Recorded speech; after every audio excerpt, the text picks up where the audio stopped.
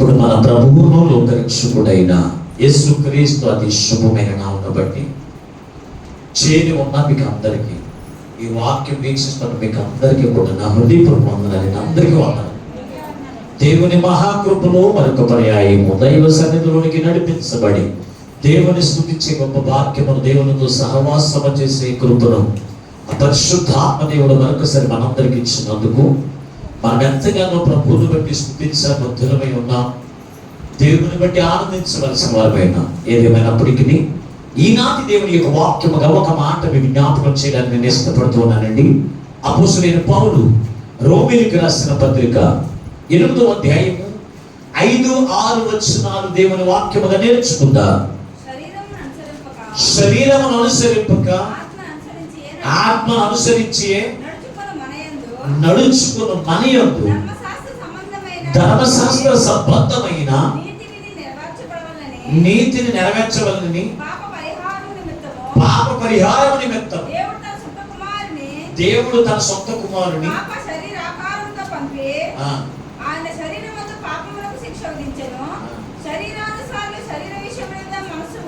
శరీరానుసార మనసు, శరీరానుసారుల మీదే మనసు ఉంచుదురు, ఆత్మానుసారులు ఆత్మ విషయముల మీదే మనసు ఉంచుదురు. శరీరానుసారమైన మనసు మరణము, ఆత్మానుసారమైన మనసు జీవమును సమాధానమునై ఉన్నది. చిన్ని ప్రార్థన చేసుకుందాం. మమ్మలను శాశ్వతమైన ప్రేమతో ప్రేమించి మా కొరకు ప్రాణం పెట్టిన యేసయ్యా మీకు వందనాలు, స్తోత్రం. ఎంతవరకు పాటల ద్వారా, స్తుతి ఆరాధన ద్వారా నీ నామమునకు మహిమ తెచ్చుకున్నారు. కొద్ది సమయం విలువైన వాక్యమును ధ్యానము చేస్తుండగా చేరి ఉన్న పిల్లలందరినీ చూస్తున్నారు. ఈ మాటలు వీక్షిస్తున్న అందరిని చూస్తున్నారయ్యా.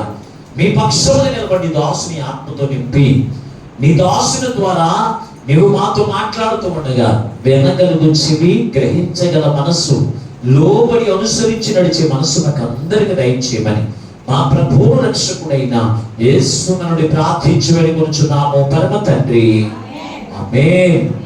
దేవునికి స్తోత్రం. అందరూ చప్పట్లు దేవుని స్తుతించండి. చాలా సంతోషం. గట్టిగా చప్పట్లు కొడితే దెయ్యము పారిపోతానట్టుగా కాకుండా మరొకసారి చప్పట్లు కూడా దేవుని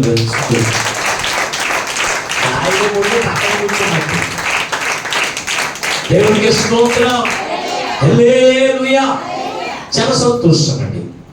చదవబడిన వాక్య భాగముల నుండి ఈ రోజు నా ప్రభు మనతో మాట్లాడుతున్నటువంటి వాక్యపు మాట, నీవు శరీర సంబంధిగా నువ్వు జీవిస్తున్నావా, ఆత్మ సంబంధిగా జీవిస్తున్నావా అనే మాట ద్వారా ఈ రోజు నా ప్రభు మనతో మాట్లాడుతూ ఉన్నాడు.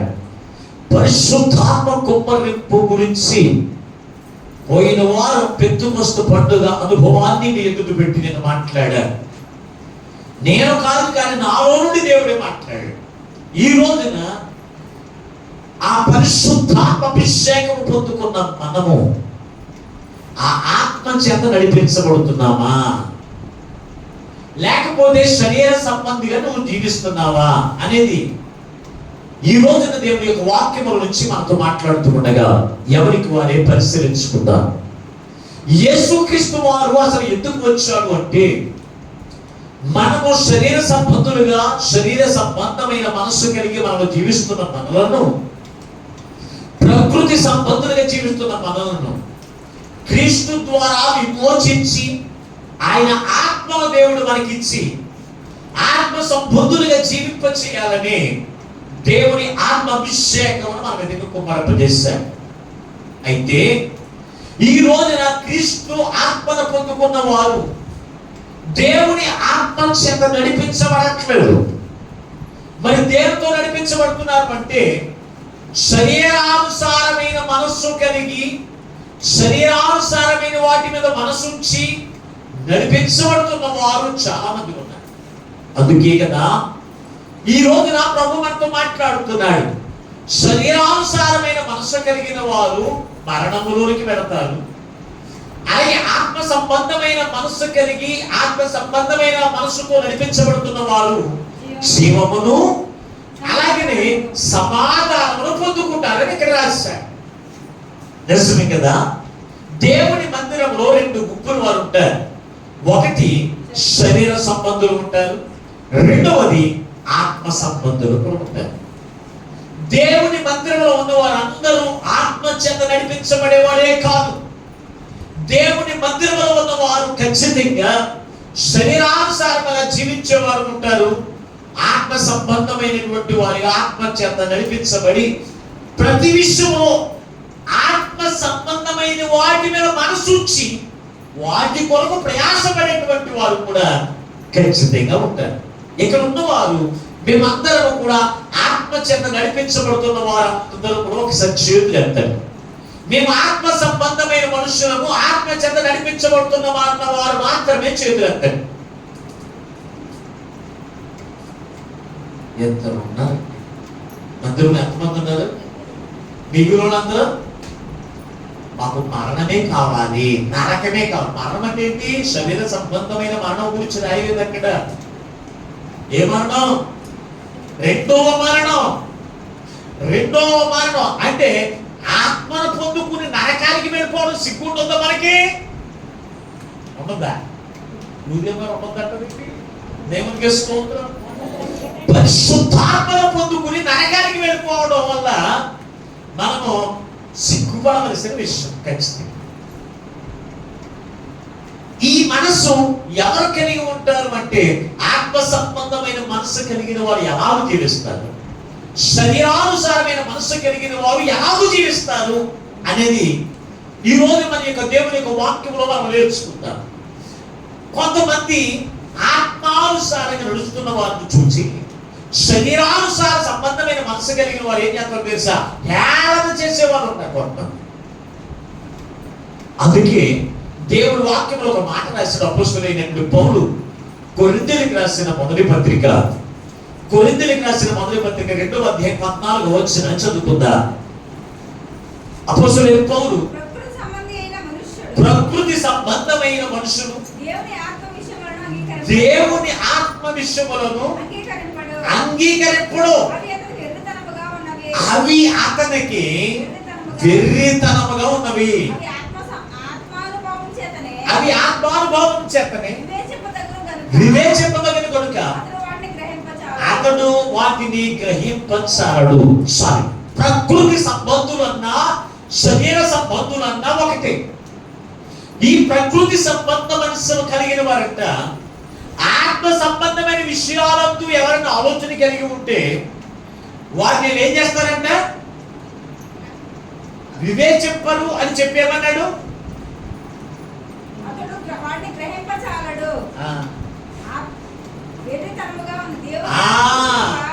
అవి వారికి అనుకుంటే వెర్రితనంగా కనబడతాయి. ఆత్మ సంబంధమైన విషయాలు కలిగి జీవిస్తున్న వారంతా కూడా వారు చేసే పనులన్నీ కూడా ఎలాగుంటే తెలుసా? వెర్రితనం. ఇది పిచ్చి ఎక్కువైపోయింది దేవుని మీద. ఎలాగుంటే దేవుని మీద పిచ్చి ఎక్కువైపోయింది. అందుకే ఇదిగో తన పిల్లలకి సరైన ఆహారం పెట్టడు, దేవుని కొరకు ప్రయాసం పెడతాడు. తన కుటుంబం అతను ఏది ధరించుకోడు, దేవునికి ఇస్తాడు.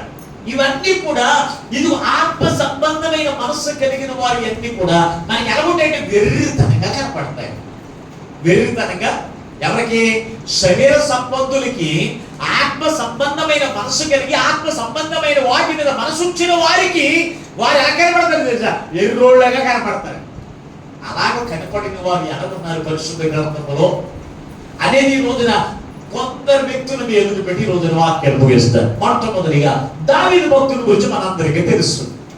దావీదు భక్తుల గురించి ఒక మాట చక్కగా రాశాడు. చూడండి ఒకసారి సమూయేలు 2వ గ్రంథం, సమూయేలు 2వ గ్రంథం 6వ అధ్యాయం 16వ వచనాన్ని ఒకసారి చదవండి.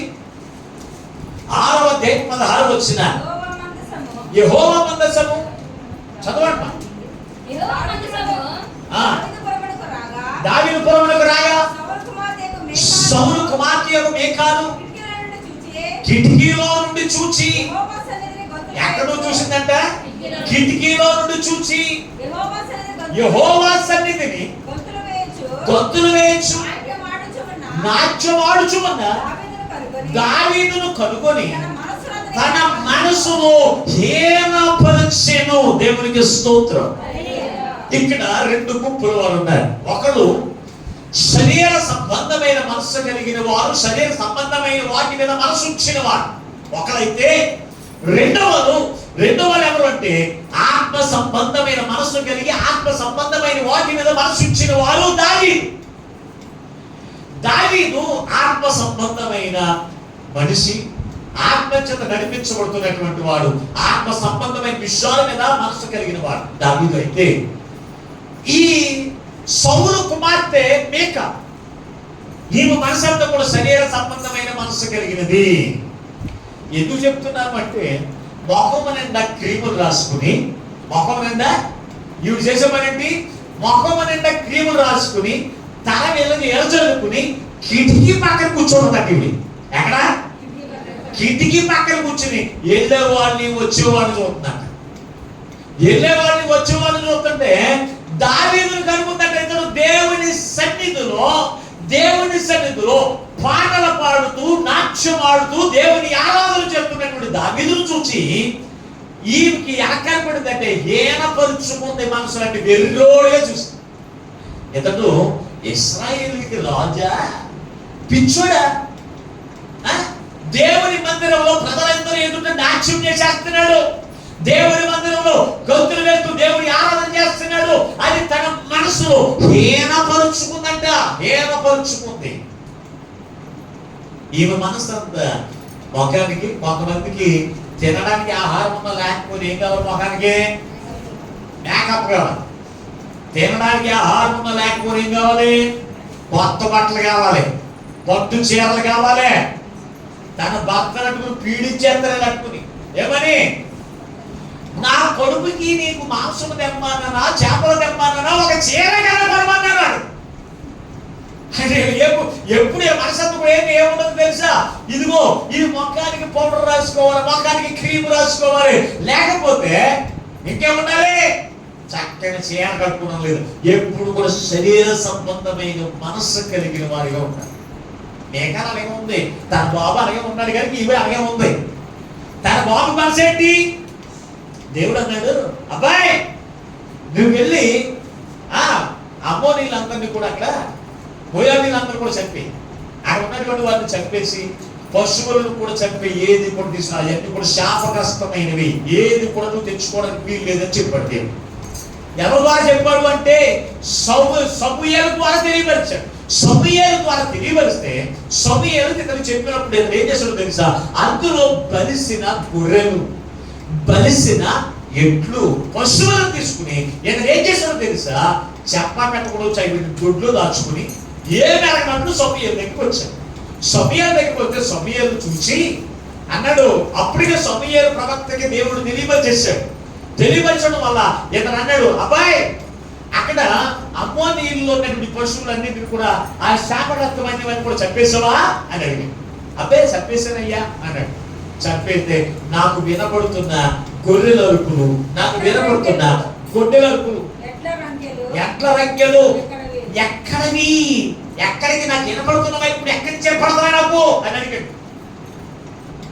అయితే ఇక్కడ మనసంతా కూడా దేని మీద ఉంది, సౌలు మనసంతా కూడా దేని మీద ఉంది తెలుసా, శరీర సంబంధమైన ఎన్ని కోట్లు సంపాదించుకుందాం, ఎన్ని కోట్లు సంపాదించుకుందామని చూస్తున్నాడు తప్ప ఇదిగో దేవుని యొక్క మాట చెప్పు నేను చేస్తున్నానా, దేవుడు నా మీద అభిషేకం ఉంచాడు, ఆత్మ సంబంధమైన వాటి మీద నేను మనసు ఉంచాలి, ఈ లోక సంబంధమైన వాటి మీద మనసు కాదు ఆయన ఆలోచన అతనికి లేదు.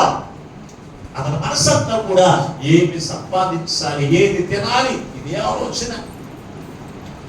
మరి తన కుమార్తె ఇంకెలా ఉంటుంది, తన కుమార్తె ఇంకెలా ఉంటుంది, ఈయన ఉండదా? తల్లిదండ్రులుగా మనకే ఇదిగో శరీర సంబంధమైన వాటి మీద మనసు ఉంచితే మన పిల్లలకి శరీర సంబంధమైన వాటి మీద మనసు ఉంటుంది. మనము ఆత్మ సంబంధమైన వాటి మీద మన మనసు ఉంచగలిగితే మన పిల్లలు కూడా ఆత్మ సంబంధమైన వాటి మీద మనసు ఉంచి వారు కూడా నిత్య జీవంలోకి సంపాదించుకుంటారు. అది ఉండదండి కొంతమందికి, అది ఉండదు. దావీదు మనసంతా ఆత్మ సంబంధమైన వాడు, దేవుని ఆత్మ చేత నింపబడిన వాడు, ఆత్మానుసారమైన జీవించేవాడు, ఆత్మ సంబంధమైన వాటి మీద మనసు ఉంది. ఆత్మ సంబంధమైన మనసు అంటే దేని మీద ఉంటుందంటారు, ఇప్పుడు చెప్పండి. ఆత్మ సంబంధమైన వాటి మీద మనసు ఉంచిన వారు, ఆత్మ సంబంధమైనవి ఏంటండి అంటే చాలా ఉంటాయి, కానీ ఒక విషయాన్ని జ్ఞాపకం చేస్తాను. పరిశుద్ధ గ్రంథంలో మీరు చూడగలిగితే కీర్తనకారుడు 26వ కీర్తన 8, 9 చరణాన్ని చదవండి. 26వ కీర్తన 8వ చరణాన్ని 9వ చరణాన్ని చదవండి.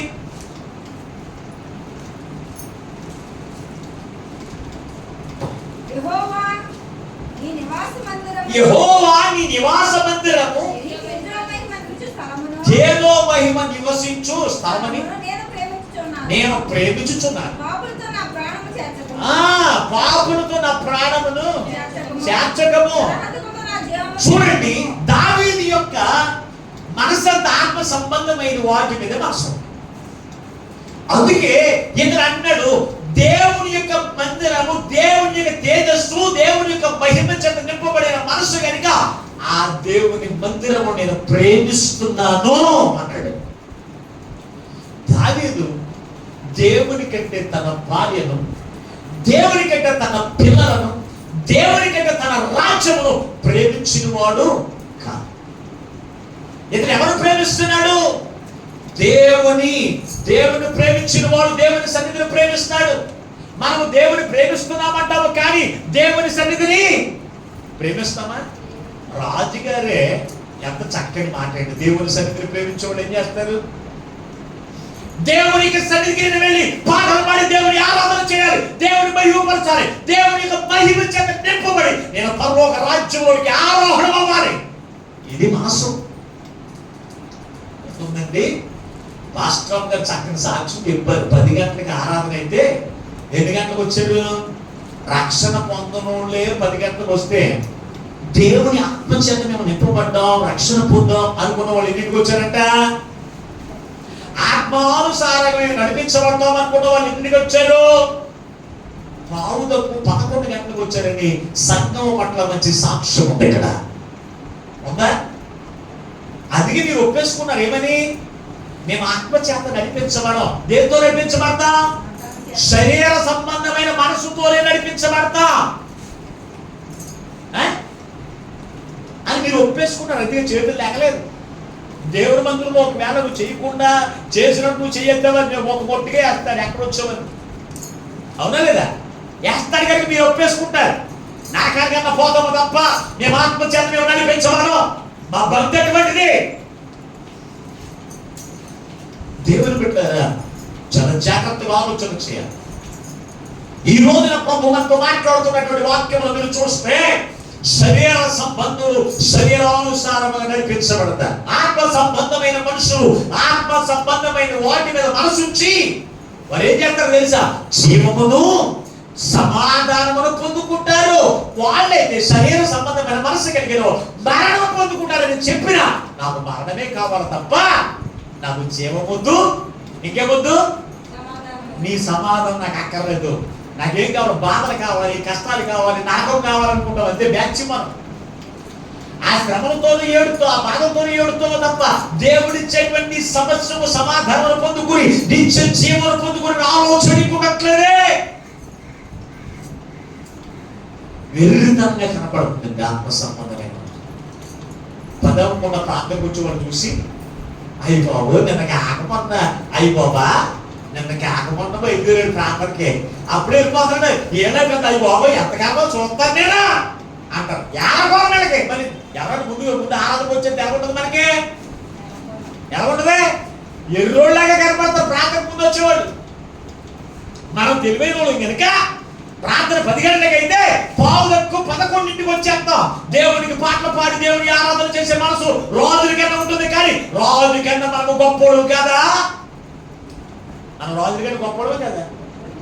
నువ్వు అమ్మరా అంటావు. అసలు ఇంటిగానే నోరు కట్టేసి వస్తుంది సాతాను. రే నోరు ఇప్పవా, ఇంటికి వచ్చాక ముట్టుకేయాలంటుందేమో మనల్ని. దేవునికి స్తోత్రం. అందుకే నోరు ఇప్పరు. మీరు అన్ని తప్పులు మీ నోరే కనపడతాయి కనుక మౌనంగా అంగీకారానికి సాదృశ్యం కనుక మౌనం నోరు కూర్చుని లాగేసి ఉంటాం. పోనీ ఎలా చూసుకోవాలి? ఏమన్నా సరి చేసుకుంటారా? సరి చేసుకునే బ్యాచ్ కదా మందే. దావీదు దేవుని సన్నిధిని ప్రేమించి ఇదిగో తన భార్య మొఖానికి ఏమో క్రీములు రాసుకుని ఒళ్ళంతా ఎర పూసుకుని చీర కట్టుకుని కిటికీ పక్కన కూర్చొని చూస్తుందంట. ఉన్నది కదా మాట. కిటికీ పక్కన కిటికీలో నుంచి చూసిందంట. ఎవరిని? దావీదును చూస్తే దావీదు ఏం చేస్తాడు? దేవుని మందిరంలో పాటలు పాడుతూ, దేవుని ఆరాధన చేస్తూ, నాట్యం ఆడుతూ దేవుని మహిమపరుస్తున్నాడు. మనము పాడమిందా పాట? పాడమా పాడమా? దావీదు వలెనే నాట్యమాడి తండ్రి నిన్ను స్తుతించెదను. దావీదు వలెనే నాట్యమాడి తండ్రి నిన్ను స్తుతించెదను. చక్కగా పాడుతున్నారండి. దేవునికి స్తోత్రం. హల్లెలూయా. దావీదు వలెనే నాట్యమాడి తండ్రి నిన్ను నేను స్తుతిస్తున్నావా? మాట్లాడరే? ఎవరున్నారు ఇక్కడ స్తుతి ఆరాధనలో? ఇక్కడ ఉన్నవాళ్ళు ఎంతమంది ఉన్నారు? ఉన్నారా? పాట వరకే మన జీవితాలు. పాట వరకే కాదండి, పాట వరకే కాదు. ఇదిగో నువ్వు ఆత్మచేత నడిపించబడు, ఆత్మచేత దేవుని మహిమపరుస్తూ ఉండగా నీ పక్కన వాడు నిన్ను హేళన చేసి ఎర్రోడు పిచ్చోడని నీ కాలవలే హేళన చేసే గుంపు ఉంటదే. అటువంటి వారి మాట విని దేవుని స్తుతించడం, దేవుని ఆరాధించడం నువ్వు మానేస్తే మేఘాల జీవితం ఏమైపోతుందో తెలుసా? ఈమె శరీర సంబంధిగా జీవించింది కనుక శరీర సంబంధమైన వాడి దగ్గర తోసేసాడు. మేఘాలతో ఈ పిల్లలేం లేరు. అబిగయలుతో మరల దేవుడు ఏం చేస్తాడు తెలుసా? ఆత్మ సంబంధమైన ఆలోచన అబిగయలు కలిగినటువంటి కుమార్తె కనుక ఆమెను మరల దావీదుకు రాజుగా చేసి ఆమె ద్వారా సొలొమోనుని కుమారుడిగా దేవుడు ఇచ్చాడు. దేవునికి స్తోత్రం. దేవుడు ఎప్పుడు కూడా శరీరానుసారమైన మనసు కలిగిన వారి మీద దేవుడు దృష్టి ఉంచడు.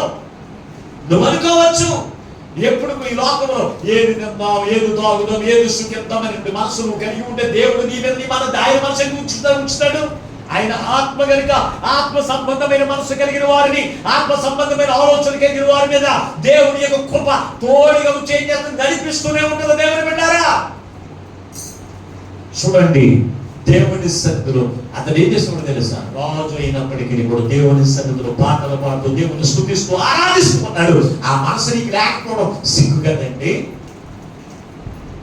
మళ్ళీ నువ్వు బాప్తిస్మం పొంది 30 సంవత్సరాలు 40 సంవత్సరాలు ఉందా, కానీ నువ్వు ఆత్మచర్యకాలను నడిపించబడకపోతే నువ్వు మరణంలో ఉన్నావనే సంగతి నువ్వు జ్ఞాపకం చేసుకుని ఎంతవరకు ఈ ఆత్మానుసారంగా నడిపించబడకుండా శరీరానుసారంగా నడిపించబడితే ఈ రోజు మొదలుకొని ఆత్మచర్య నడిపించబడి దేవుని సన్నిధికి నేను ఎప్పుడు విడుదనా, ఎప్పుడు దేవుని స్తుతించేదనా, ఎప్పుడు దేవుని నామమును ఘనపరచుదనా అనే తీర్మానం తీసుకోలేకపోతే నరకానికి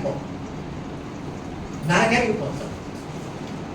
దేవుని బిడ్డారా, హేళన చేస్తారని కాదు, హేళన చేసేవాడు దేవుని వాక్యం మేరకు వాడు హేళన చేసేవాళ్ళు శరీర సంబంధులు.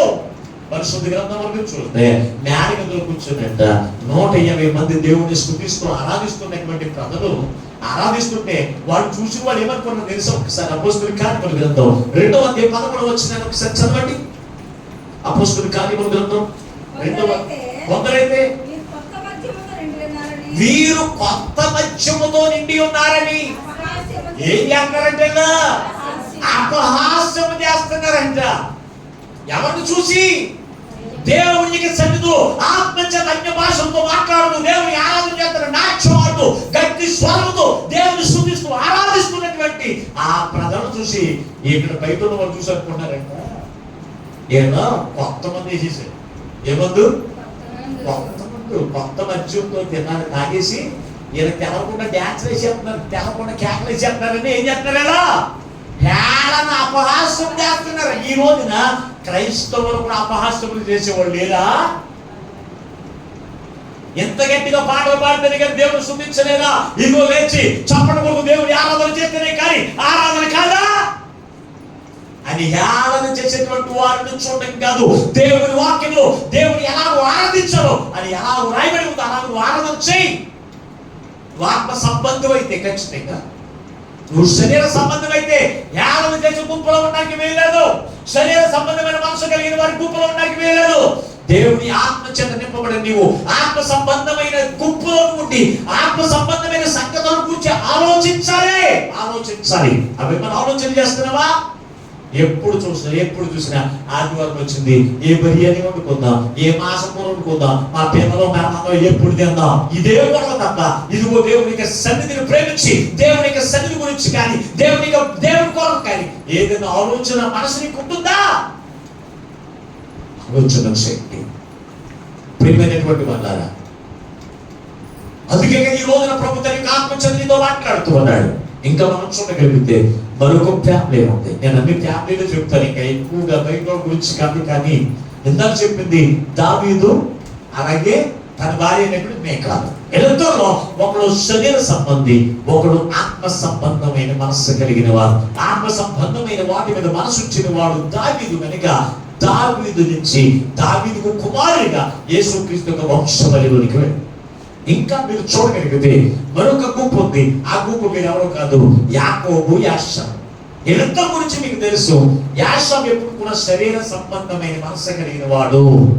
అతడు మాంసం కూర గురించి తన జ్యేష్ఠత్వాన్ని కూడా వదిలేశాడు. అంటే అతడు దేవుని ఆశీర్వాదం కంటే అతనికి కావలసింది ఏంటంటే కూరలు కావాలి. ఏం కావాలి? మరి యాకోబు బాల్యం నుంచి కూడా దేవుని ఆశీర్వాదము కొరకు ప్రయాసపడ్డాడు. ఆ యాకోబు అనే మాటకు మోసగాడని పేరిచ్చిన యాకోబు మనసంతా ఆత్మ సంబంధమైన వాటి మీద మనసు ఉండేది. మనం ఏదే పడుతుంది, డబ్బైనైనా లేకపోతే కొండలైనా బంగారమైనా అంటాం. కానీ దావీదు అలాగైతే ఆత్మ సంబంధమైన వాటి మీద మనసు ఉంచాడు.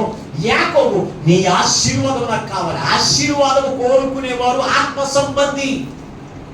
ఈ రోజున ఆశీర్వాదమును కోరుకునేవారు చాలా తక్కువ. ఖచ్చితంగా ఆశీర్వాదమును కోరుకునేవారు, ఇదిగో దేవుని యొక్క ఆశీర్వాదం నా మీద ఉండాలి, దైవజనుని పిలిపించి నేను ప్రార్థించుకోవాలి, దైవజను ద్వారా దేవుని ఆశీర్వాదం నా మీద ఉంటుంది అనే ఆలోచన చాలా కొద్దిమందికి ఉంటుంది.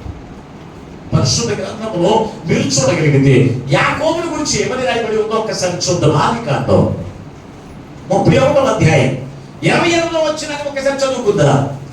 ఆదికాండము 31వ అధ్యాయం 28వ వచనం. అయితే నీవు నా కుమారులను కుమార్తెలను నన్ను ముద్దు పెట్టుకొని ఒక కించుపరిచి ఎలా చేసింది, పిచ్చి పట్టిని ఎలాగూ చేసింది,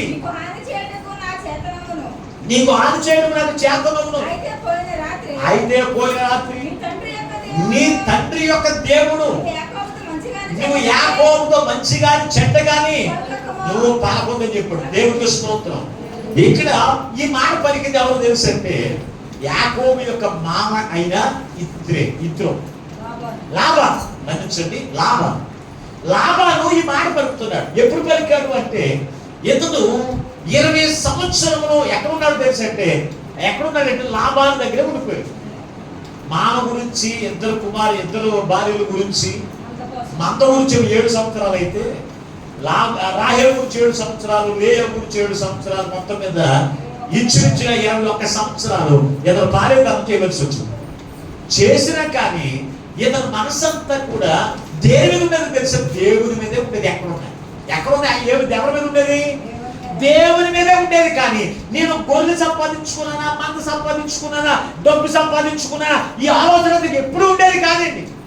ఈ ఆలోచనతో ఉన్నప్పుడు ఇతడు దేవుడు చెప్పాడు ఏమని తెలుసా, అబ్బాయి నువ్వు ఎక్కడి నుంచి నీ తండ్రి ఇంటికి వెళ్ళిపోన్నాడు. దేవుడు మాట తీసుకున్నాడు, ఎక్కడి నుంచి నరకుండా వచ్చేస్తున్నాడు. ఇప్పుడైతే వాహనాలు ఉన్నాయి, ట్రైన్లు ఉన్నాయి, ఫ్లైట్లు ఉన్నాయి, ఆటోలు ఉన్నాయి, అవసరమైన మోటార్ సైకిల్ ఉన్నాయి, అవి కూడా లేకపోతే సైకిల్ అని ఉన్నాయి. అప్పుడు ఏమి లేదు. ఎక్కడికైనా ప్రయాణం చేయాలి అంటే 100 కిలోమీటర్లు అయినా సరే నడుచుకుంటూ వెళ్ళడం. అక్కడ ఎక్కడన్నా పొద్దుపోయిన తర్వాత అక్కడ గుణాలు వేసుకోవడం, ఆ రాత్రి అక్కడ బస చేయడం, మళ్ళా ఉదయకాలం మళ్ళీ తీసుకుని ఏం చేసేవారు తెలుసా, ప్రయాణం చేసేవారు. అలాగే చెప్పని పెట్టకుండా ఓ పక్కనంతా నడుచుకుంటూ వచ్చేసిన తర్వాత లాభాను ఏం చేశాడు తెలుసా, ఒడ్డు తీసుకుని ఏం చేశాడు, ప్రయాణానికి వచ్చాడు. దొరికేసరి పట్టుకోవడానికి వచ్చాడు. వచ్చినప్పుడు ఆమె మాట్లాడుతున్నాడు, నా కుమార్తెనైనను గుర్తు పెట్టుకోకుండా నువ్వెందుకు వీళ్ళని తీసుకొని పిచ్చి పట్టినలాగా ఎందుకు వచ్చేసామని అడుగుతున్నాడు. పిచ్చి పట్టిన వాటిలాగా ఎందుకు వచ్చేసామని అడిగితే ఇతనికి మనసు దేని గురించి వచ్చాడు తెలుసా. ఆ ఎంజాయ్ ఇంటికి వెళ్తారు చదవడం దేని గురించి వచ్చాడు మీకు చాలా స్పష్టంగా అవుతుంది, అర్థమవుతుంది. అది అతని దగ్గర ఉన్న పాత విగ్రహాల గురించి, బంగారపు విగ్రహాలు ఎదుర్కొంటూ వచ్చాడు అతను. ఈ లాభాలు ఎవరు తెలుసా, విగ్రహాలను అర్పించి విగ్రహాలను ఆరాధించేటువంటి మోదరకం.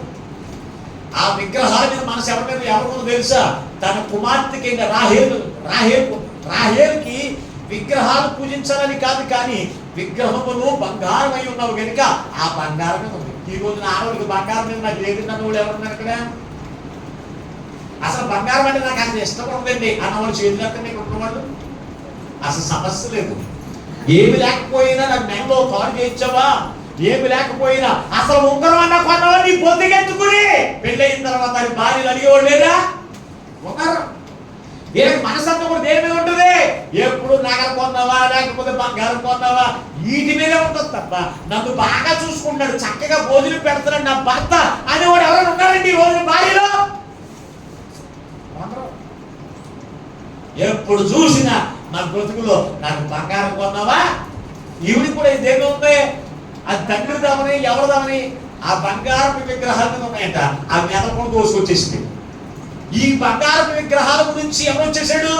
లాభాలు ఎత్తుకుంటూ తరుముకుంటూ వచ్చేసాడు. అప్పుడు అడుగుతున్నాడు, యాకోబుని అడుగుతున్నాడు, అబ్బాయి ఇదిగో నా బంగారు విగ్రహాలను ఏం చేసావు?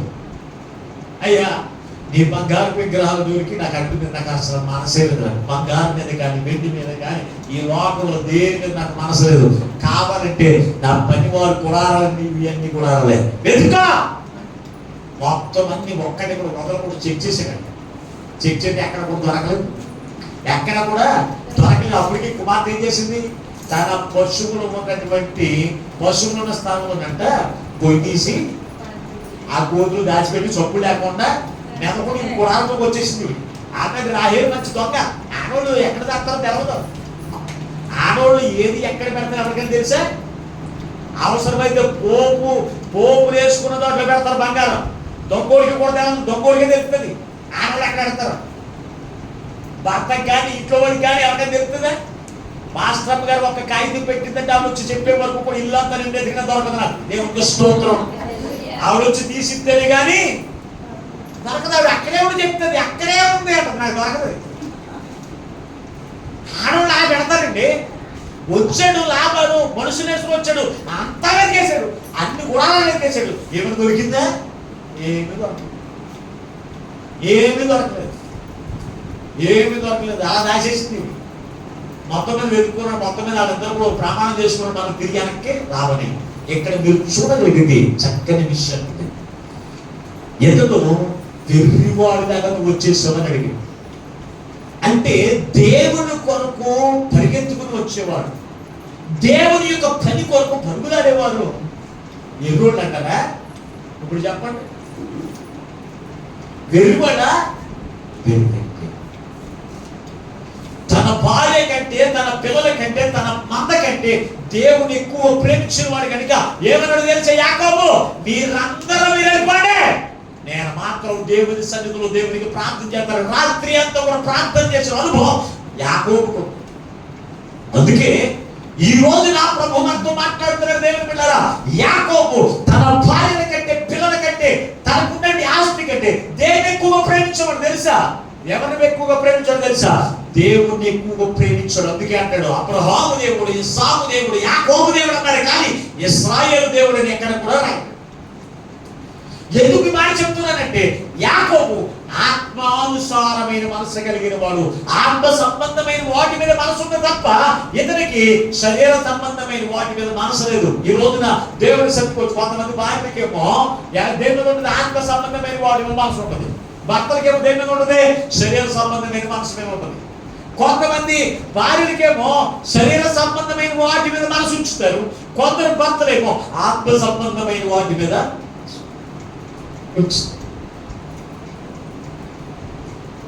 ఓ పాస్టర్ గారు, ఓ పాస్టర్ గారు ఉన్నారంట. ఎవరున్నారు? అందరూ ఎక్కడ ఉన్నారా? అందరూ చెప్పండి. ఒకరు చెప్తే నాకు సంబంధం లేదు, నోరు చెప్తే బంగారం కూర్చోదండి, మందిరం పడిపోతాయి, దేవుడు దోచేసుకుంటాడు అనుకుంటున్నారేమో. దేవుడికి స్తోత్రం. అమ్మయ్య, దేవుడు తెలిసి గట్టిగా దేవుడు శుద్ధించండి. ఏదేమైనప్పుడు చల్లగా ఉంది కనుక చక్కగా వాక్యం ఉందా? ఎండలప్పుడేమో ఎండ అంటారు, చల్లగా ఉండేమో చింపులు వెళ్ళిపోతున్నాయి అంటారు. ఎలాగే గెలబడుతుంది మన దేవుడికి స్తోత్రం. ఓ పాస్టర్ గారు ఉన్నారు. పాస్టర్ గారు ఇంటికాడ సేవింగ్ చేసుకుంటున్నాడంట. నల్ల కోడి పెట్ట వచ్చింది. ఏమొచ్చింది?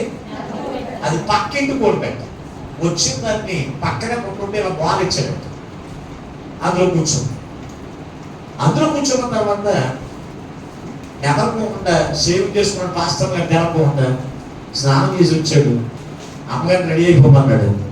ఈ అమ్మగారు స్నానానికి వెళ్ళిన తర్వాత ఈ కోడి పెట్టనే ఈ బొమ్మతో తీసుకెళ్ళి లోపల పెట్టేశాడు. తెలపకుండా ప్రాంతకు వచ్చేసాడు. పాస్టర్ అమ్మగారు కూడా వచ్చేసింది మందిరాన్ని. వచ్చేసిన తర్వాత మందిరంలో వాక్యం చెప్తున్నాడు. ఏమని? మన పొరుగు వాళ్ళది ఏది కూడా మనం దొంగిలించకూడదు అని బల్ల బుద్ధి వాక్యం చెప్పాడంట. గట్టిగా చెప్పిన తర్వాత మనం దొంగిలిస్తే మనం దొంగతనం చేసి దొంగలందరూ కూడా నాకెళ్ళి వెళ్ళిపోతారు. రెండో మరణంలో పాలుపొప్పులు పొందుతారు. దొంగలు, పిరికి వారు, విగ్రహాన్ని అందరూ అక్కడికి పోతారని చెప్పాడు. ఇంటికి వచ్చిందంట. మరి పాస్టర్ గారు పని ఏమంటుంది? అయ్యగారు అయితే అందరికీ ప్రార్థన చేస్తాడు. అమ్మగారు పని ఏమంటుంది? గమగం వేసి ముందు వెళ్ళిపోయింది. ఇంటికి వెళ్ళిపోయిన తర్వాత ఇదేంటి తట్ట ఎక్కడ ఉంది అనుకుందంట. చూసినడికి కోడి పెట్ట ఉంది అందులో. ఈ కోడి పెట్ట ఏమో రోజు వస్తుంది కదా, కోడి పెట్ట చూస్తుంది అమ్మగారు. ఇదేంటి మన పక్క కోడి పెట్ట ఎక్కడ ఉందంటే అని చెప్పేసి మొత్తం మీద ఎత్తుంది. కోడి పెట్ట బయటకు వెళ్ళిపోయింది. అయ్యగారు వచ్చాడు. ఆదివారం పొద్దున్న వంట చేసుకోవడానికి కుదరదు. సాయంత్రం నాటుకోడి బిర్యానీ చేయించుకుందామని నోరూరుకుండా వచ్చేసాడు. నోరూరుకుండా వస్తే తట్టా కనపడతలేదు, దాని కింద ఉన్న కట్టా కనపడతలేదు. ఈ మనసంతా ఇప్పుడు పాస్టర్ గారి మనసంతా దేని మీద ఉంది? కోడి పెట్ట మీద శరీరానికి కావలసిన ఆహారం కొరకు తహతహలాడిపోతుంది. కానీ ఈ మనసంతా ఎక్కడ ఉంది? పరలోక రాజ్యమును సంపాదించుకుని ఆత్మ సంబంధమైన జీవితం జీవించి దేవుని వాక్యానుసారంగా జీవించి నేనేం చేయాలి? పరలోక రాజ్యం మొత్తం తెలుసుకోవాలి. ఈ రోజున చాలా మంది అదే పరిస్థితి. బిర్యానీ వండుకోవడం కోసం, చికెన్ బిర్యానీ తినడం కోసం ప్రాంతానికి రాని బ్యాచ్. ఇలా మనసంతా కూడా ఏముంటుంది? ఆదివారం రాగానే 6 రోజులు కష్టపడ్డాం, 7వ రోజున శుభ్రంగా బిర్యానీ చేసుకుని డబ్బులు బాగా వచ్చినాయి కదా బిర్యానీ చేసుకుని వంట చేసుకుని తిందాం అనుకుంటాం తప్ప దేవుని సన్నిధికి వచ్చి దేవుని ఆరాధించి దేవునికి ఆశీర్వాదంలో పొందుకోవాలని మనసు ఉండదు కొంతమందికే. అలాగే ఇదిగో యాకోబు యొక్క మనసంతా కూడా దేవునికి తెలుసా? ఆత్మ సంబంధమైన వాటి మీద మాత్రమే దేవుని ఆరాధించాలి, దేవుని మహిమపరచాలి, దేవునికి ప్రార్థన చేయాలి, దేవుని ఆశీర్వాదం చేత నింపబడాలి. మనసు అతని కలిగిన వాడిగా ఉన్నాడు. అతని భార్య మాత్రం ఏ మనసు ఉంది? ఏ మనసు ఉందో తెలుసా? బంగారం మీద ఉంది. అవి ఇంకా మీరు చూడగలిగితే పరిశుద్ధ గ్రంథము ఒక 2 కోడలు ఉన్నారు. ఆమె పేరు ఎవరో తెలుసు అంటే నయోమికి 2 కోడలు ఉన్నారు. 2 కోడళ్ళు కూడా ఒకళ్ళేమో శరీర సంబంధమైన మనసు కలిగిన వారైతే ఒకళ్ళేమో ఆత్మ సంబంధమైన మనసు కలిగిన వారి గురించి ఏమని దేవునికి వాక్యములు రాయించారు అంటే రూతు గ్రంథములకు ఒకసారి వెళదాం. 1వ అధ్యాయము 14వ వచనాన్ని ఒకసారి చదువుకుందాం. రూతు గ్రంథం 1వ అధ్యాయము 14వ వచనం. మరి ఎలుగెత్తి ఏడవగా వార్ప తన అత్తను ముద్దు పెట్టుకుని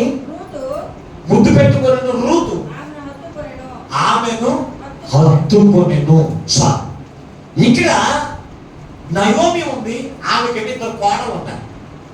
2 కోడలు. నయోమి ఆత్మ సంబంధి. నయోమి ఎవరు?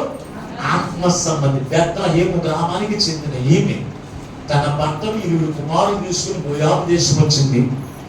అప్పుడు తన తప్పును తెలుసుకుంది. నేను దేవుని సన్నిధి విడిచిపెట్టడం వల్ల నా భర్తను 2 కుమారులను కూడా కోల్పోయారు అని తన తప్పును తెలుసుకున్నటువంటి వ్యక్తి ఎవరు తెలుసా? ఈ నయోమి తన కోడలిద్దరు కూడా వీళ్ళిద్దరు ఒకడే శరీర సంబంధిగా ఉన్నారు, ఒకరి ఆత్మ సంబంధిగా ఉన్నారు.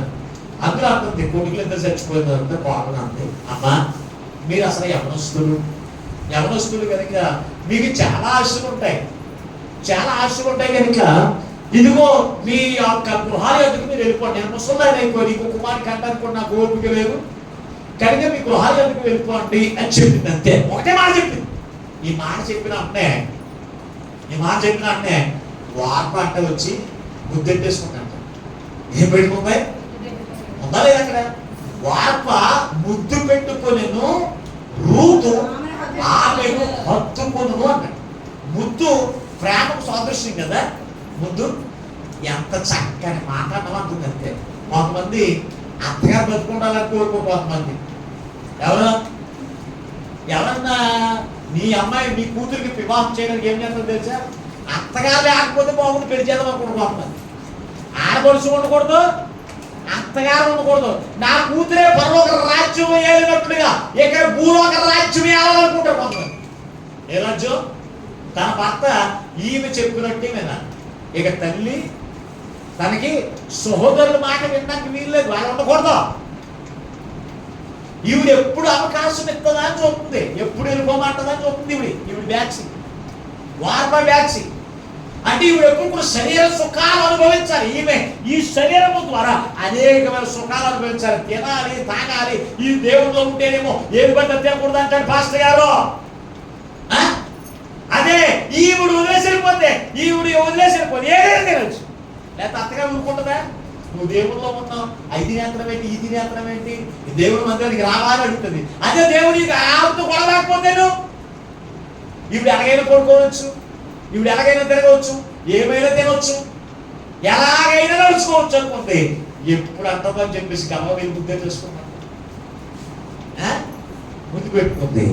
మరి రూతు అయితే ఏం చేసింది తెలుసా? దేవుడిని పరిచయం చేసిన నయోమిని అద్దుకుని బెత్లెహేముగా మనకి దేవుని ఇంటిలోకి వచ్చింది. దేవుని ఇంట్లోకి వచ్చింది. శరీర సుఖాలు, శరీర సంబంధమైన వాటి మీద ఆమెకు మనసు లేదు. ఆత్మ సంబంధమైన దైవ సన్నిధిని కోరుకుందండి. ఎవరు? రూతు. అలాగ కోరుకోవడం వల్లనే రూతు యొక్క వంశము నుంచి యేసుక్రీస్తు ప్రభువారు వంశవళి వచ్చింది. మరి ఎలా వచ్చింది అనుకుంటున్నారు? రూతు శరీర సంబంధమైన వాటి మీద మనసుంచి నయోమిని దేవుని సన్నిధి విడిచిపెట్టి వెళ్ళిపోయి ఉంటే ఏమైపోయింది? ఆత్మ జీవితం ఏమైందో తెలియదు అన్నట్లుగా ఈమె జీవితం కూడా ఏమైపోయిందో తెలియదు అన్నట్టు అయిపోయింది. అలాగమైందంటే రూతు ఆత్మ సంబంధమైన వాటి మీద మనసు వచ్చింది కనుక దైవ సన్నిధి కావాలి నాకు, నీ దేవుడే నా దేవుడు కనుక నేను ఆ దేవుడిని ఆరాధిస్తాను అని ఎక్కడికొచ్చింది? బెత్లెహేముగా దేవుని సన్నిధిలో. ఈ రోజున దేవుని చేత పరిచయం చేయబడిన నువ్వు, దేవుని ఆత్మను రుచి చూసిన నీవు, దేవుని ఆత్మ సంబంధమైన వాటి మీద మనసు ఉంచుతున్నావా? రక్షణ పొందుకున్నాను అనుకుంటున్నావు, పరిశుద్ధ ఆత్మను ధరించుకున్నాను అనుకుంటున్నావు, మంచిదే. నీవు పొందుకున్న ఆత్మ చేత నడిపించబడే మనసు నీకుందా? చెప్పండి. ఇప్పుడు నీవు పొందుకున్న ఆత్మ చేత నడిపించబడే మనసు నీకుందా? లేకపోతే మరణం అంట.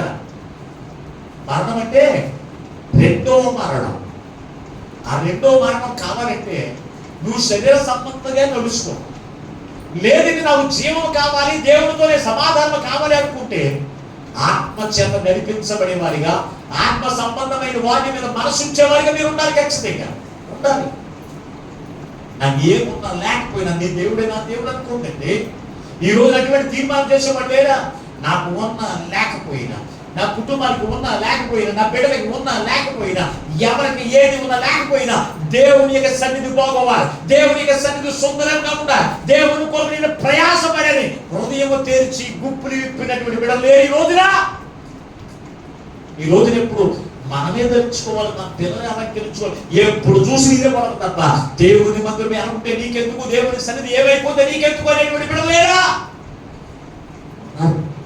అందుకే కదా ఈ రోజున ప్రభు నీతో మాట్లాడుతున్నాడు. అందుకే కదా ప్రభు నీతో మాట్లాడుతున్నాడు. జాగ్రత్త, జాగ్రత్త దేవుని బిడ్డ. ఇంటికి వెళ్తే నా ఎవరికి రూతుకి బోడు బంగారం వేసేవాడు తన తల్లిదండ్రులు. అవేమి నాకు అవసరం లేదు అనుకుంది, అవేమి నాకు అవసరం లేదు.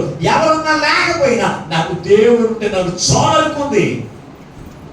దేవుని కొరకు ఆమె చేసింది, తన హృదయం తెలిసింది, తన హృదయం తెలిసింది. దేవుని కొరకు జీవించడం ఆమె ప్రారంభించింది. దేవుని బిడ్డ, ఇంకా మీరు చూడగలిగితే పరిశుద్ధ గ్రంథంలో ఇంకెవరున్నారంటే అనేక మంది ఉన్నారు. కానీ మరొక కుటుంబాన్ని జ్ఞాపకం చేస్తున్నారు.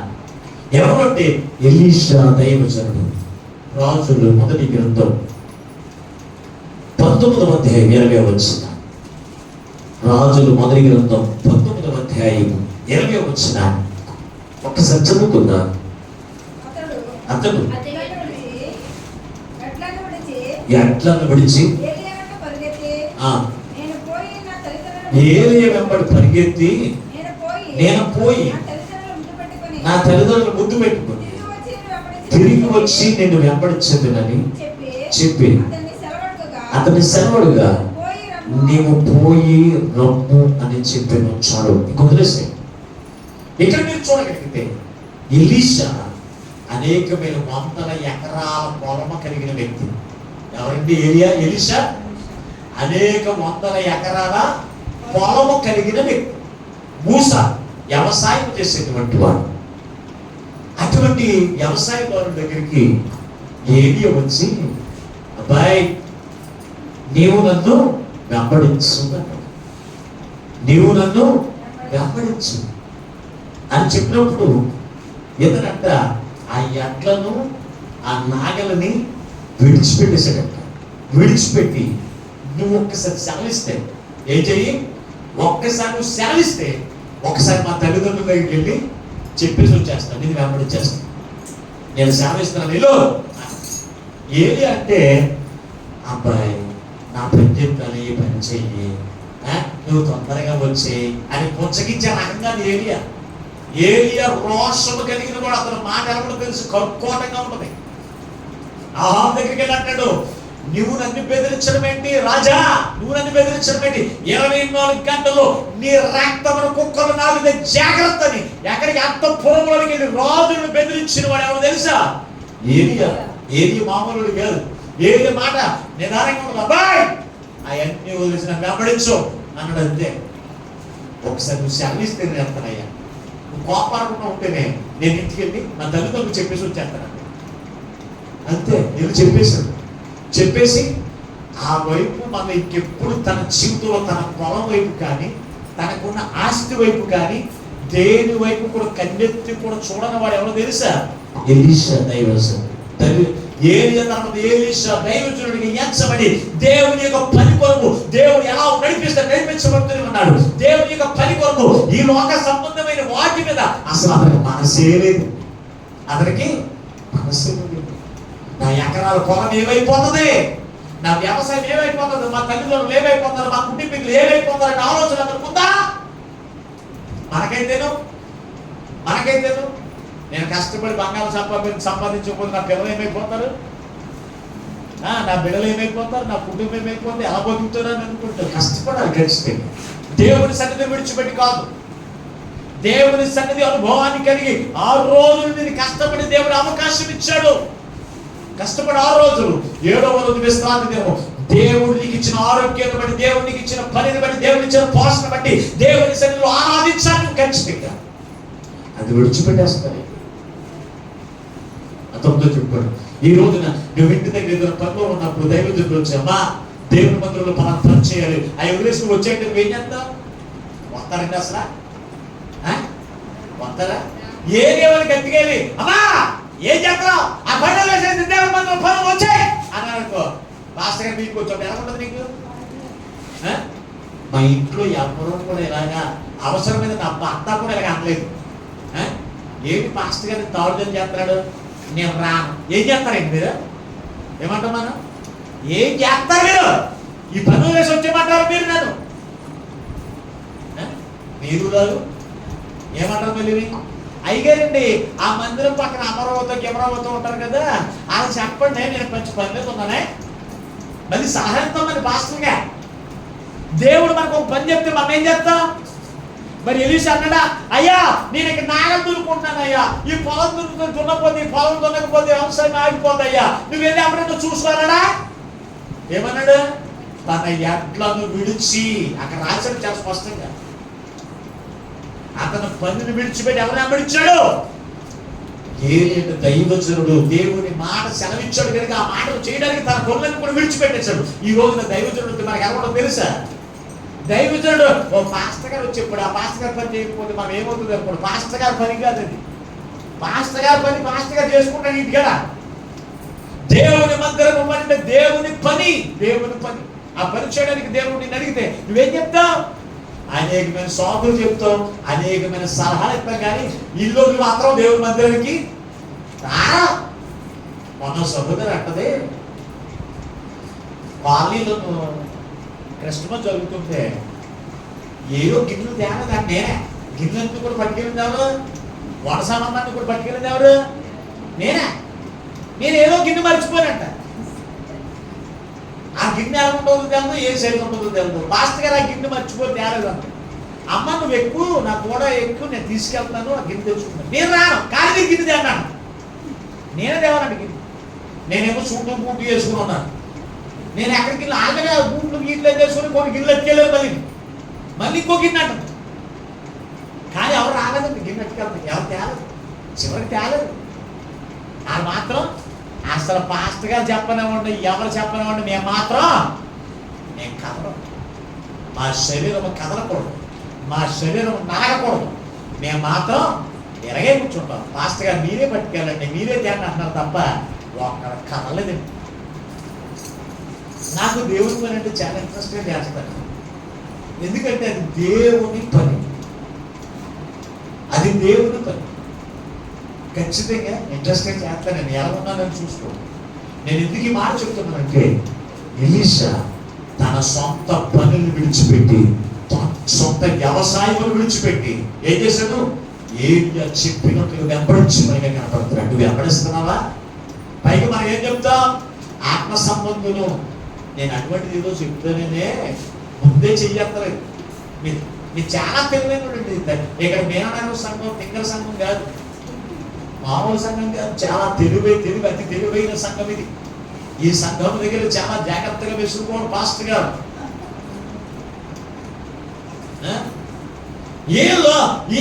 ఎలీషా అతను చెప్పిన వెంటనే వెంబడించినంత మనం ఏం చేసాడు తెలుసా?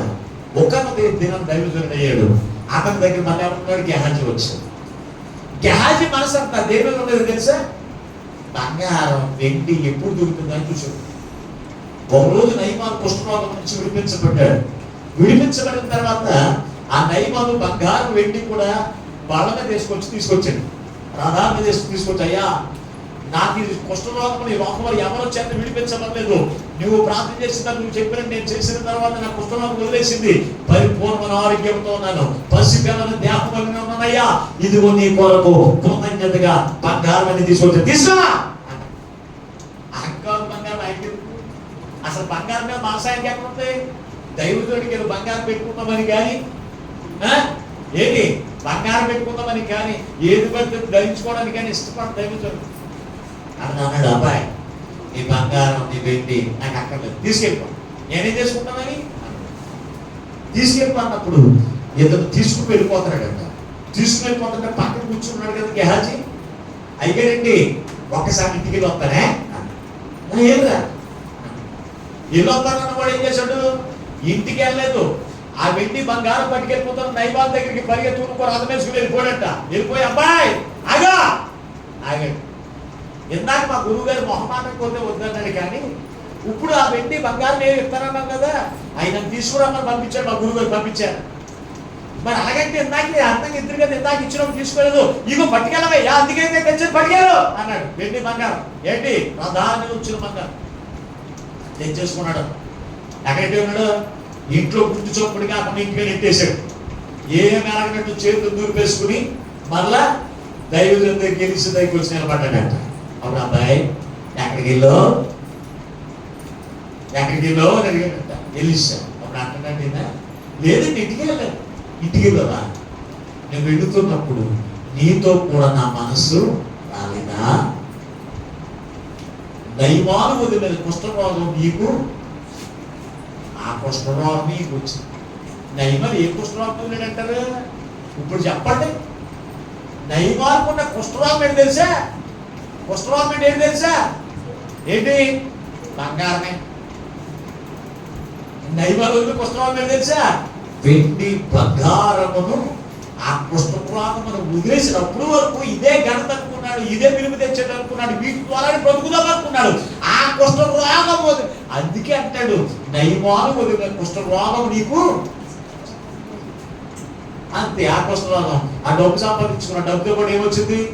నైమాను ఏదైతే తెల్ల కుష్ఠరోగం వదిలేడు కుష్ఠరోగం ఇతనికి వచ్చింది. నైమాను ఏదైతే డబ్బు వదిలేడు ఆ డబ్బు ఎందుకు వచ్చింది? అతను వదిలిన కుష్ఠరోగం కూడా ఎవరికి వచ్చింది? ఎవరికి? గెహాజీకి కనుక దేవుని పెట్టారా ఈ రోజు అందుకే ప్రభు మనతో మాట్లాడుతున్నాడు.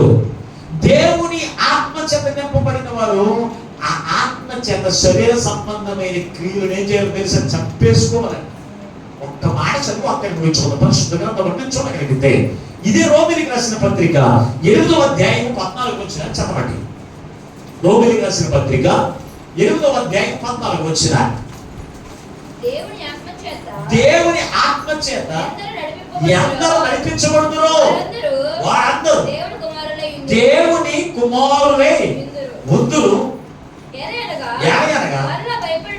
వాళ్ళు భయపడు మీరు దాస్యత్యాత్మను పొందలేదు కానీ ఒకసారి అదే మాటను ఒకసారి చాలా స్పష్టంగా చదవండి. 8వ అధ్యాయం 14 వచ్చిందని దేవుని ఆత్మ చేత ఎంతమంది అయితే నడిపించబడుతున్నారు వారు దేవుని కుమారులై ఉందురు. ఎలాగనగా దాస్యపాత్మను పొందలేదు కానీ దత్తపుత్రాత్మను పొందితిరి. చూడండి, దేవుని కుమారుడు ఎవరవుతారు అంటే దేవుని ఆత్మ చేత నడిపించబడుతున్న వారందరూ అన్నాడు. దేవుని ఆత్మ చేత నడిపించబడుతున్న వారందరూ దేవుని కుమారుడు ఎలాగవుతారంటే దేవుని ఆత్మ వారి శరీర క్రియలను ఏం చేస్తుందంట? చంపేస్తుందంట. వారి యొక్క శరీర క్రియలను ఏం చేస్తుంది? చంపేస్తుందంట. అది చంపడం వల్ల నీకు ఎప్పుడు శరీర సంబంధమైన వాటి మీద మనసు ఉంచరు. ఎలీషా దేవుని ఆత్మ పొందుకున్నాను, శరీర సంబంధమైన వాటి మీద మనసు అతనికి లేదు. డబ్బు సంపాదించాలి, వెండి సంపాదించాలి, బంగారం సంపాదించాలని మనసు అతనికి. అపోస్తులైన పౌలు గొప్ప అధికారి, రోమా సామ్రాజ్యంలోనే గొప్ప అధికారి. అతని దగ్గర అనేక మంది సైనికులు ఉండేవారు. ఆయన తీసుకుని వెళ్ళి ఏం చేసేవాడు? దేవుని వెంబడించే వారిని మోసపోత చంపినటువంటి రోజులు ఉన్నాయి. ఏదో అధికారం కలిగిన వాడు, డబ్బు కలిగిన వాడు, పలుకుబడి కలిగిన వాడు, ఇవన్నీ కూడా ఎప్పుడైతే ఆత్మ చెంద నింపబడ్డాడో ఇవన్నీ కూడా చంపేసుకుని ఎలా కనపడుతుంది తెలుసా? డబ్బు కనపడినా, బంగారం కనపడినా, వెండి కనపడినా పెట్టతో సమానంగా కనపడు. అవన్నీ కూడా పెట్టతో సమానంగా చూసేవాడు దేవుని బిడ్డలారా. ఆత్మానుసారంగా నడుచుకునే వారికి ఎంత డబ్బు అయినా, ఎంత బంగారమైనా ఎలా కనపడుతుంది తెలుసా? పెట్టమని కనపడు. శరీర సంబంధమైన మనసు కలిగిన వారికి డబ్బు చూసినా, బంగారం చూసినా, వెండి చూసినా ఎలా కనపడదు తెలుసా? విలువైనదిగా కనపడదు. అందుకే శరీర సంబంధమైన మనసు కలిగిన వారు శరీర సంబంధమైన వాటి మీదే వారు మనసుంచి వారు ఏం చేస్తారు తెలుసా? వాటిని వెంబడిస్తారు. అదే ఆత్మ సంబంధమైన మనసు కలిగిన వారు ఆత్మ సంబంధమైన వాటి మీద మనసుంచి వాటిని వెంబడిస్తూ ఎలీషా వలే, అలాగే రూతు వలే, అలాగే యాకోబు వలే, అలాగే దావీదు వలే ఆత్మ సంబంధమైన వాటి మీద మనసుంచి వాటి కొరకు వారు జీవించి ప్రవహించేటువంటి జీవమునకు, ప్రవహించేటువంటి సమాధానకరమైన జీవితం వరకు వారసులుగా ఉండగలిగింది. అందుకే కదా ఇప్పుడు కోణం వచ్చిన చదువు ముగించుకుందాం. ఇదే అపోస్తలుల రోమిలికి రాసిన పత్రిక 8వ అధ్యాయం 5-6 వచ్చిన ఒకసారి చదువు కోణం వచ్చిన ముగించుకుందాం. శరీరానుసారం శరీర విషయముల మీద మనసు ఉంచుదురు, ఆత్మానుసారం ఆత్మ విషయముల మీద మనసు ఉంచుదురు. శరీరానుసారమైన మనసు మరణము, ఆత్మానుసారమైన మనసు జీవమును సమాధానమును అయ్యున్నది అని చెప్పి శరీర సంబంధమైన మనసు కలిగిన వారు దేవుని మాట చదవడం మానవుడు చదవడం ఒకసారి.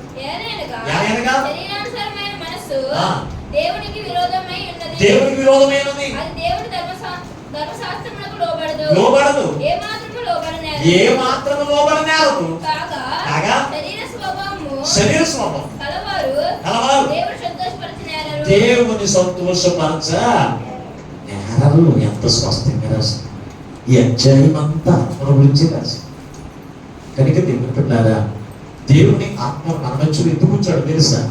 ఆ ఆత్మ చేత మనం నడిపించబడతామని అంతేకాని శరీరానుసారంగా నువ్వు జీవించి మరణాన్ని పొందుకోవడానికి, రెండో మరణంలో పాలుపులు పొందడానికి దేవుని ఆత్మను మన మధ్యలో ఉంచలేదు, మనలో ఉంచలేదు.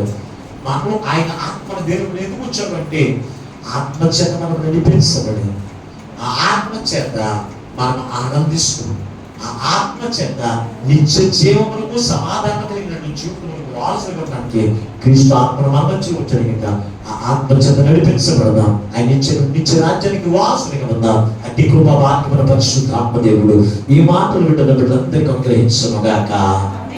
ప్రార్థన చేసుకుందాం. ఎంతవరకు విలువైన వాక్యం చేత మాతో మాట్లాడిన యేసయ్యా నీకు వందనాలని ఎవరికి వారి ప్రార్థన చేయండి. కోడయ్యా, నీకు శరీర సంబంధమైన మనస్సు కలిగిన వారిగా ఉన్నావా? ఆత్మ సంబంధమైన మనస్సు కలిగి ఆత్మ సంబంధమైన వాటి మీద నీవు మనసు ఉందా? నీ రోజు నీ వాక్యం ద్వారా నాతో మాట్లాడు.